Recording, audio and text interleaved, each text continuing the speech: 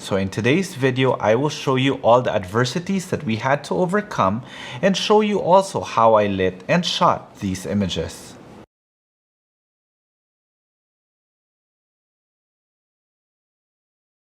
So hi everyone, this is Jiggy, a portrait and wedding photographer from the Philippines, and welcome to the channel. So before anything else, if you guys haven't subscribed to the channel and would want to learn more about off-camera flash photography or maybe just photography in general, then this channel is for you. So you might want to consider subscribing, and while you're at it, click that notification bell so that you get notified every time I upload a new video. And if you want to see more of my images, you could always find me on Instagram. It's at Jiggy Alejandrino. So in this video, I am once again taking you behind the scenes during an actual wedding this time and show you how we were able to overcome these adversities that we were faced with in order for us to be able to create the image that I showed you in the intro. Now, just a brief background, we actually shot this wedding in Baguio. It is the summer capital of the Philippines, about 4 to 5 hours away from Metro Manila. It's a place called Alpha Land. Beautiful, beautiful place. And let me show you what we were expecting actually when we wanted to shoot our couple portrait. So this is the view from the chapel. Beautiful mountains, and it is known for the sea of clouds. So when we arrived and the weather was clear, we were so hopeful that by the time we get to the couple portraits part of the wedding, we would still get that amazing view and even get some more clouds and the sea of clouds covering some of the mountains. But unfortunately, this is what happened during the wedding ceremony. So this is the time that we are shooting the group photos already. So that's towards the end of the wedding. You could see the fog creeping in. Now, having the fog creep in like that, basically what happened was everything was white. So we were literally in the clouds already. Beautiful, but not really that great for photographs. So in a way, we were really bummed that we couldn't shoot the fantastic view that I showed you earlier, but we were still very hopeful that maybe even just for a minute it clears up that gives us an opportunity to actually shoot. And that's exactly what happened. We kind of got lucky that the skies cleared up, and immediately right after that we ran and we went into this location. This is the helipad. The chapel was right here, and you could see that all of a sudden it opened up and it revealed the mountain tops, and it became such a beautiful view. And this was my point of view from where I was actually shooting. So this is now where we come into the BTS, or the behind the scenes video, which I will explain to you on how I lit and shot the particular image that you saw at the very beginning of this video. So immediately, the moment that we were able to take in the fact that we were lucky enough for us to have the ability to shoot, you could see how the helipad was so wet because it was also raining like crazy. I began to post a couple, and I had them separated first so that, we get a bit of story, thinking that I had a bit of time.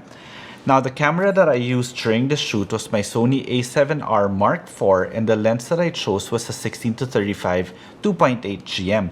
The reason why I chose a 16-35 was because I wanted to shoot ultra-wide to take in the view, to bring in the streaking clouds, just to make it look very majestic, because we were up in the mountains and we wanted a majestic image.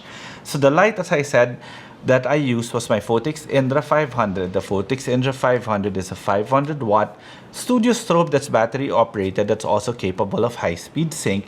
And the modifier that I had was this one. This is the Phottix Raja 60, which basically means it's a 60 cm octabank, but a deep one. The nice thing about deep octabanks is that it gives good directional light even without a grid.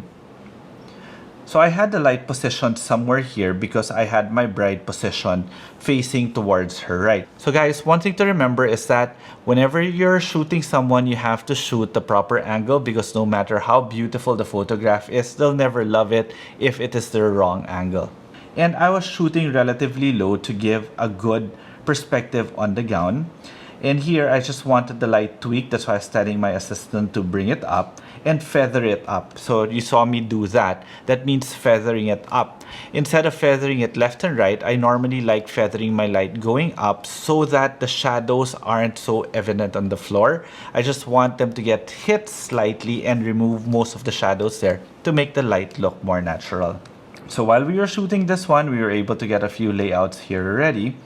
And of course, we were hoping that it would last, but then you could see that the fog was actually moving. And then this is something that I've actually never experienced before. But again, while I was shooting, my assistant photographers were shooting just so that we can get a lot of layouts with every single layout, or a lot of pictures from every single layout, instead of me having to change my lenses or my camera.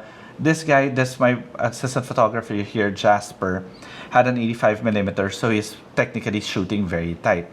Now, this was just a bit of tweaking of posing already, and you could see that the groom actually looked back because there was something that was happening.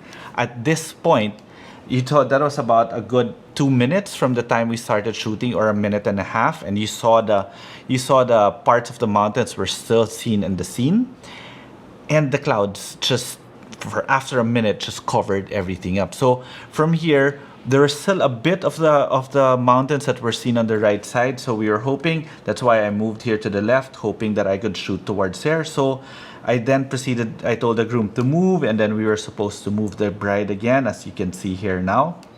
We were supposed to move the bride, but then since it was really wet, it took a while for us to move her because we needed to lift the gown because she was still going to be using this towards the reception. And then all of a sudden, the view was gone. You see, aside from the skills that you have in terms of photography and lighting, that's why you need to be able to shoot fast, really fast, there is really a bit of luck. We got lucky for a bit of time, but then afterwards, it's something I've never really seen before. The fog just came in, and in 2 minutes time, everything was white already. As you can see, instead of basically giving up and saying, okay, it's over, I decided to shoot a few more layouts and just have the fog as my background, which is basically what I did here.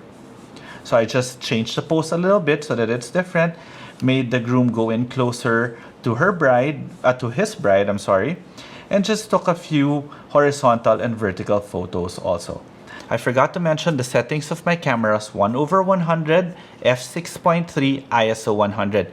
Why is it on 6.3? Because I was on shutter speed priority and I just wanted my shutter speed at 100 so that it will go down to ISO 102 and let the camera really dictate what aperture I had at that particular time. And I also wanted to stay within my flash sync speed so that I can maximize the power of my flash. Now, this is how the scene looked like without any flash. And this is the final output. This was actually not edited too much. This was just enhanced a little bit and sharpened. And this was the time that some of the mountains were still seen. And then in just a minute or so, even actually just about 2 minutes, this entire thing was covered already. Good thing we were able to get a few images. Look at this one. From here, this is just a few seconds difference, a different angle going up. You could see that the clouds were moving so quickly. And by the time we hit this vertical image, the view was completely gone. So there is really something more to just knowing what to do. That's the skill part of a photographer. Whenever you're shooting outdoor, we just need to get lucky. But as they do say, the more skilled you are, the luckier you get. But in this particular case, we were just really lucky that we were given a few minutes to shoot, and the skies actually cleared up and we were able to maximize that. So I hope you guys enjoyed this video, and if you did, please do subscribe to this channel, and while you're at it, click that notification bell so that you get notified every time I upload a new video. Now, if you guys have any questions, feel free to leave them in the comment section below. And if you want to see more of my images, you could always find me on Instagram. It's at Jiggy Alejandrino. And of course, don't forget to like and share this video. Okay, till the next one.